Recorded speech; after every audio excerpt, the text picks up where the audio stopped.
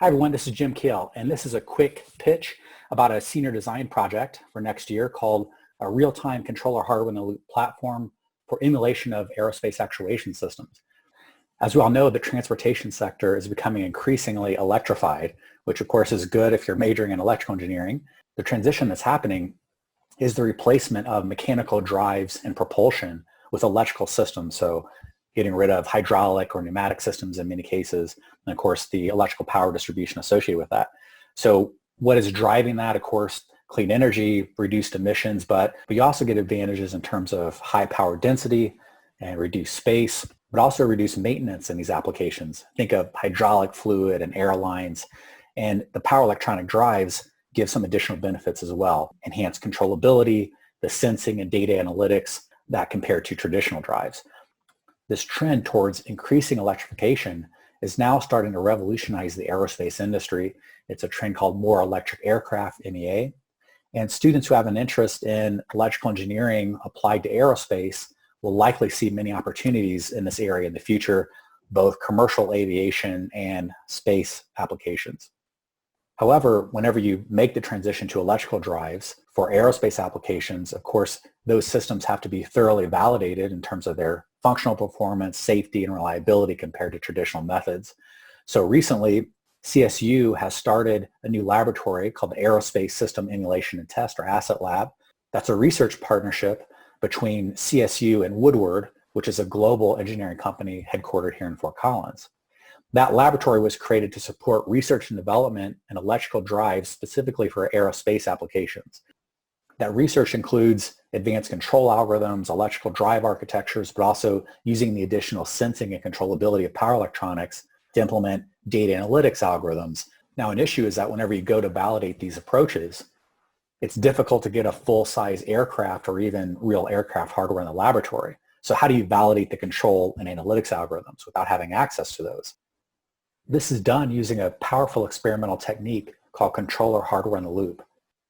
The idea here is that the microprocessor, which is responsible for the control of the power electronic drive and its downstream system, in this case it's an actuation system on an aircraft, it's encapsulated in what's called a control envelope, shown as the dashed rectangle here. And because we can't connect the board to physical hardware, what we do is run a model that's on what's called the Opal RT system on the left. That's a real-time processor. So that has outputs that are fast enough that the control envelope gets inputs and outputs that are as fast as the real-time system. So effectively, the board thinks that it's connected to real hardware. And when you do this in a closed-loop fashion, it allows you to go in and validate and rapidly develop and deploy new algorithms. So there are a few things that students will learn by being part of this project. One is hands-on experience with Texas Instruments microprocessors and interfacing those to a real-time system. There's learning about the real-time system itself, how you create a model and then deploy it on a real-time target. The interface between those two devices requires various types of signal conditioning to make sure that voltage and current levels are compatible, and then also interfacing those with a data acquisition system. This slide just summarizes the various things that you'll learn that I just talked about, but I wanted to mention that CHIL is also used in R&D in industry. I used this when I worked at a national laboratory and also when I worked in senior engineering roles in industry. The bonus here is that Woodward engineers are involved in this test bed as well. You'll be able to interact with them. And in addition to myself, you'll also have mentoring from our research staff and also some graduate students here at CSU. If you're interested in this project, here are a few things that are required and preferred.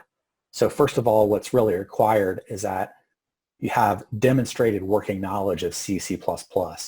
That means you should have had a class in C, C++, and you should have working knowledge of how to use object-oriented programming. You should have experience with disciplined programming practices, knowledge of error handling, also unit testing, which isn't mentioned, and version control.